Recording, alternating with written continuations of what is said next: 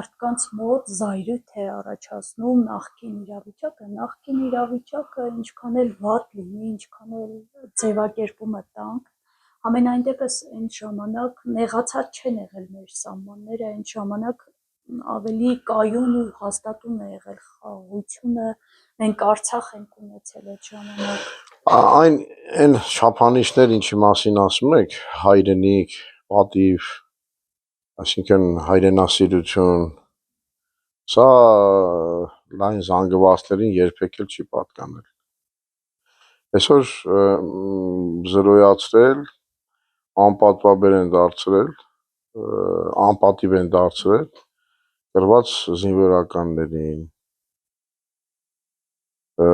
բոլոր իրենց խանգարողներին, իմ հոգևորականներ են հասել, այսինքն տարբեր ձևերով, մեկին կաշառակեր կոռուպցիաներ, մյուսին բանակը թալանող եւ այլն, այսպիսի իրենց մանիպուլատիվ առաջ քաշումներով իրապես փչացրել են բոլորին, այսպես ասեմ, ժողովրդի աչքի առջև։ Եվ այսօր ժողովուրդ ասածը, ով է այդ ժողովուրդը, այդ ժողովուրդը այո, ընդվզում ունի այսօրվա վիճակից համաձայն չի, բայց առաջնորդողներ են պետք, բայց այդ առաջնորդողները, որոնք ովքեր որ պիտի լինեն այդ դաշտի մեջ, ժողովուրդը չի ուզում տեսնել նրանց, ովքեր տարիներ շարունակ եղել են, սա փաստ է։ Հիմա եկեղեցու շուրջ համախմբվելու միջել մենք քաղաքական կուսակցություն չենք, որովհետեւ քաղաքական նորատիվներով առաջնորդվենք։ Մենք այո, այն ինչ որ վերաբերում է մեր ազգին, մեր ձայնը բարձրացնելուն, մենք բարձրացնում ենք, բայց մենք իշխանություն ձևավորելու ձգտումներ չունենք, քաղաքական իշխանություն ունենալու, մեր իշխանությունն ավելի բարձր է։ Եվ այն դատավորները, որոնք դատում են arczepiskopոսներին, թող իմանան, որ իրենք պիտի իմանան, որ անպայման մեր բոլորի դատավորը իրենց դատաստանը անելու է։ Իրենք դուրս են եկել օծալի դեմ։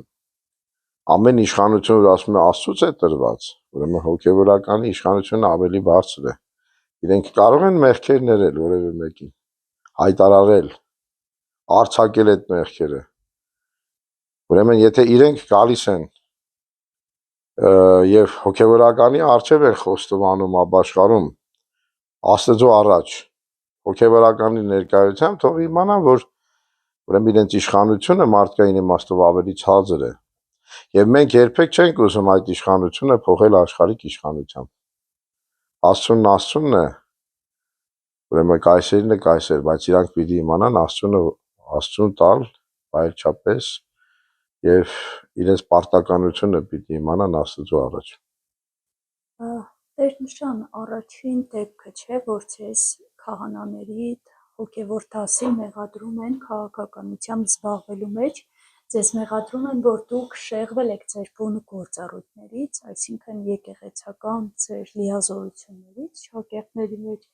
եւ սկսել եք զբաղվել քաղաքականությամբ, ինչը պետք Դա մեր սահմանադրական իրավունքն է, յուրաքանչյուր որևէ մեկը մեզ չի կարող օրենքով արգելել քաղաքականությամբ զբաղվել։ Իրենք դա լավ հասկանում են, բայց մանիպուլյացիա են անում, ասում են դե զգեստը թանի եւ այլն, այսպիսի բաներ, արի քաղաքակուսակցություն ստեղծի, մասնակցի, բայց կներեք, ես այս երկրի քաղաքացին եմ, ես զգեստս չեմ հանում, բայց ապրում ես այս երկրի մեջ եւ ես չեմ կարող իմ միտքը ազգային հարցերի մեջ, իմ երկրի կործանման հարցերի մեջ, ձեր դավաճանության մասին չեմ կարող իմ միտքը, իմ կարծիքը չարտարատել։ Դեմոկրատիայի բաստիոն այս երկրի մեջ ես պիտի արտահայտեմ իմ միտքը եւ ես կարող եմ մտածել քաղաքական հարցերի շուրջ եւ արտահայտել, բայց դա չի նշանակում քաղաքականությամբ զբաղվել։ Դուք տեսել եք, որ եկեղեցին կուսակցություն ստեղծի եւ հայտ ներկայացնի օրինակի համար պատգամավոր դառնալու, երկրի կառավարման համակարգի մեջ մտնելու, այդպիսի բան երբևէ տեսել եք մի հայտարարությամբ եկեղեցու կողմից։ Չկա։ Ներքին զգացողությունս վստահաբար ուրեմն տխուր է, որովհետեւ այս բոլոր գործողությունների մեջ առաջին հերթին հարված եմ տեսնում մեր ժողովրդի, մեր պատմությանը, մոնղոլ թաթարները այդպիսի բան չեն արել։ Շարունակում են այն աստվածամարդ գործը, ինչ որ խորհրդային տարիներին 30-ական թվականներին անում էին բոլշևիկները, երբ գնդակը հարեցին հոգևորականներ, աքսորեցին, փակեցին եկեղեցիներ, ընդ որում այն ժամանակ է կային մարդիկ, որ ուզում էին այսպես ասած շակերտավոր ձևով կամ հռչակում էին շակերտավոր կերպով եկեղեցին մաքրելու վերաբերյալ։ Արդյունքը ինչ եղավ, որ այդ բարենորոքիչները անեծք բերեցին այս ժողովրդին, եղավ պատերազմ, այդ թվականներից հետո գիտեք համաշխարհային պատերազմը կամ հայրենական պատերազմը, եկեղեցու համար ոչինչ եղավ, եկեղեցին այդ նահատակ հոգևորականներով իր նահատակների սրբերի շարքը մեծացրեց, արդյունքում տուժեց ժողովուրդը, հոր դեմ հելած ժողովուրդը, գիտեք, մենք մեղավոր մարդիկ ենք, հոգևորականներս, ինչպես որ բոլոր մարդիկ, հարազատ հայրը կարող է թերություններ ունենալ, կարող է և մերգություն ունենալ, բայց հարազատ հորը սոտ ցանցերով չեն խայտառակում, քրիստոնյան, եթե ինչպես որ իրենք են հռչակում, սկսած դատավորից, որ այսօր ասում ես քրիստոնյա եմ հայ առաքելական եկեղեցու զավակ, ուրեմն քաղաքացի քրիստոնյան թող իմանա, որ ինքը Աստծո օրհնյալին է դատել եւ անիրավությամբ, որտեղ Միքայել Սրբազանը ապստամբություններ կազմակերպող, այդ ապստամբությունների նախապատրաստումներ անող անձնավորությունը չէ, հեղաշրջումների, զինված հեղաշրջումների գործողություններ անողը չէ, ինքն իր կարծիքն է հայտնել եւ ցավոք հրաման կատարողները դա չեն հասկանում, թե ում հրամանն են կատարում։ Ես խայտառակություն կորագեի այն ինչ որ եղավ մեր իրավական դաշտի խայտառակություն կհամարեի։ Տեր հայր, երեք տեսանք նաև, որ ոստիկանական զորքը փորձում էր գրոհել վեհարանը, մենք տեսանք, որ այդտեղ դիմադրության, ժողովրդական դիմադրության արժանացան վեհարանում, ժողովուրդը ինչ մեսիջ տվեց իշխանություններին եւ ձեր կարծիքով արդյոք հասկացավ իշխանությունները ուղերձը։ Կարծում եմ, որ այդ մեսիջը հասավ, ինչպես որ մեր Սրբազանն էր ինքը ասեց, որ իրենք հասկացան ինչ-որ բան։ Եվ այսօր գիտեք,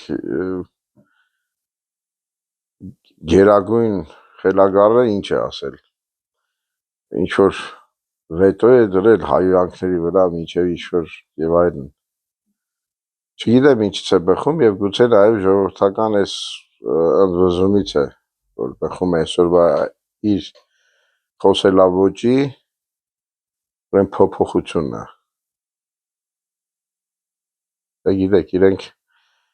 սիրում են մեղադրել, թե մենք Սրբազանը սրա հետևում է պահքում, նրա հետևում է։ Իրենք էլ վախկոտ են, իրենք էլ ժողովրդից վախենում են իրականում։ Եվ հավանաբար սրա արդյունքն է նրա այսպիսի կեցվածքը։ Ուրեմն ժողովուրդը դեռ չի ընդվզել։ Ես նոր մի քիչ առաջ գալիս էի եւ ժողովրդի այդ ընդվզումը լսում էի, տարբեր տեղեր, տարբեր արարողություններ։ Ժողովուրդը այսինքն ունի ներքին ընդվզում, բայց դեռ ոտքի չի կանգնել։ Բայց եթե իրենք շարունակեն այս տեմպերով, հավանաբար կտեսնեն նաեւ դա։ Իսկ Ինչն է պատճառը, որ ոտքի չի կանգնում, մենք կորցրել ենք Արցախը, հայ ազգը որդիներ է կորցրել, մեր հայրենիքը այսօր վտանգի առջև է կանգնած, բայց տեսնում եք ամեն պատի տակ դժգոհում են, բնակչության մոտ 80%-ը դժգոհ է Նիկոլ Փաշինյանից, բայց ոտքի չի կանգնում։ Դե դրա մի մեծ մասը պետք է ընդունենք, որ մեր նախկին կուսակցությունների գործունեության արդյունքն է։ Եվ նաև արդյունքը հմուտ այն մանիպուլյացիաների, որ այսօրվա իշխանությունները անում են կամ մենք կամ իրենք այս սկզբունքով։ Եվ ժողովուրդը երբ որ ամեն անգամ այսպիսի իրավիճակի մեջ դրվում է ընտրության առաջ, չի ուզում վերադառնալ անցյալին եւ այն ներքին զայրույթը իջնում է եւ սա օգտագործում են իշխանությունները այսօրվա։ Ցավոք սրտի ժողովուրդը դրան տրվում է, այդ մանիպուլյացիաներին տրվում է։ Ամեն ինչը ուզում եմ նաև հոգևոր տեսանկյունից նայենք։ Եթե իրենք իրոք հանրահռչակում են, որ իրենք մեր զավակներն են, հայ առաքելական եկեղեցու եւ քրիստոնյա են, ու առաքելական եկեղեցու զավակ են, ուրեմն իրենց պիտի պահեն որդու նման։ Կրկնում եմ, տեսեք մի պատմություն կա Աստվածաշնչի մեջ, ջրեղեղից հետո Նոյ նահապետը երբ որ իջավ, այգի տնկեց, պտուղը երբ որ քամեց, այդ խաղողի հյութից խմեց, եւ երբ որ խաղողի հյութից խմեց, ինքը չգիտեր, ծանոթ չէր դրան, ինքը հարբեց եւ ասում է իր վրանի մեջ Աստվածաշունչը Ծննդոց գրքի 9-րդ գլխում է, կարող եք կարդալ, ասում է մերկացավ, մերկ մնաց։ Սա ըստ երևույթին խայտառակություն էր իր համար։ Այսինքն խայտառակված էր, խայտառակ վիճակի մեջ էր, հայրը։ Ինչ տեղի ունեցավ, Նոյը ուներ 3 որդիներ, Սեմ, Քամ, Հաբետ։ Հաբետի սերունդներն ենք մենք։ Ասում է, որ Քամը մտավ այդ մերկությունը տեսավ, այս տեսները դեռ մեղք չէր, ելավ սկսեց խոսել այդ մերկության մասին։ Երբ որ Նոյ նահապետը այդ հարբած վիճակից արթնացավ, իմացավ թե ինչ է տեղի ունեցել, թե ինչպես իր Քամ որդին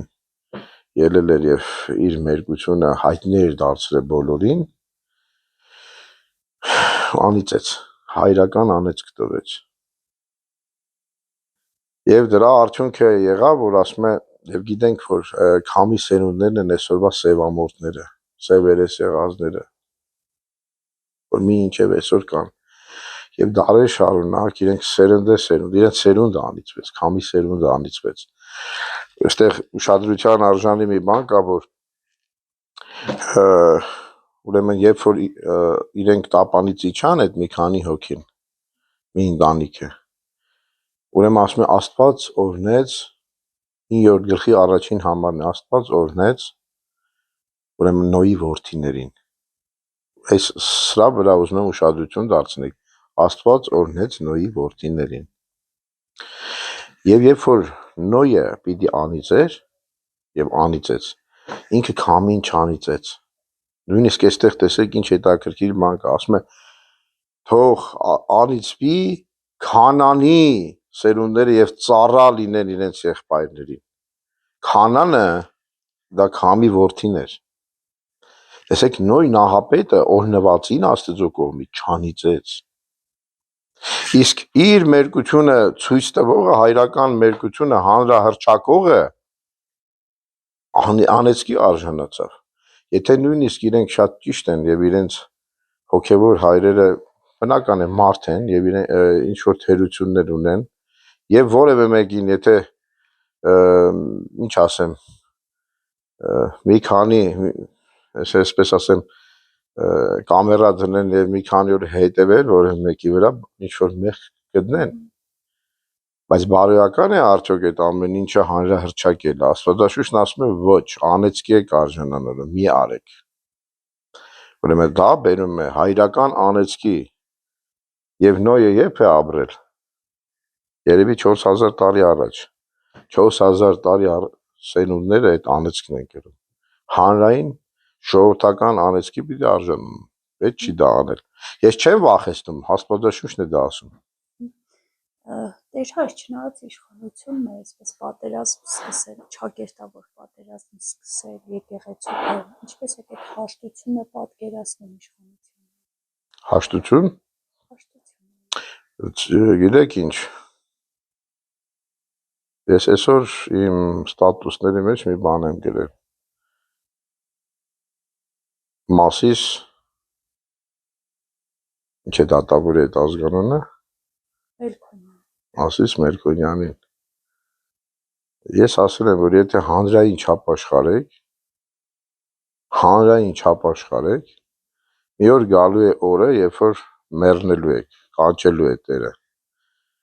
Եվ քահանա չեք ունենալու, որ ձեր վրա աղոթող լինի, ձեր գերեզմանը կենքով լինի։ Ուրեմն որևէ սխալից եկեղեցին հավետ չի համարում, որ որևէ սխալ պիտի վերջ աններելի լինի եւ այլն, բայց ապաշխարել է պետք։ Երբ որ արդարությունը, իրական արդարությունը ոտնահարվում է եւ հոգեվոր կոռումպացված որևէ մեկը սխալ դատաստան է անում, հոգեվոր կոռումպացված, ուրեմն գիտակցաբար դատավարության կշերքը սխալ կողմ է օգտագործում,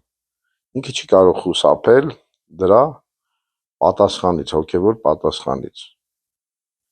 Եվ երբ որ մարդիկ չանեն, Աստված պիտի անի։ Որտեղ Աստված օրենքներ է դրել, ինչ ուժով որ խփես, օրինակ ֆիզիկական օրենք է, ինչ ուժով պատի խփես, հակազդեցության օրենքը պիտի գործի եւ պիտի քեզ խփի։ Նույն ուժը կերես քո վրա, նույն հարվածը։ Թող իրենք մտածեն։ Ապաշխարությունն է հաշտության ուղին, բայց այդ ոնց որ էլի մեր սրբազանը սիրում էր ասել, այդ նշանները ապաշխարության իրենք ցույց չեն տալիս, իրենց համար կարծես թե անհնար է այդ ամեն ինչը։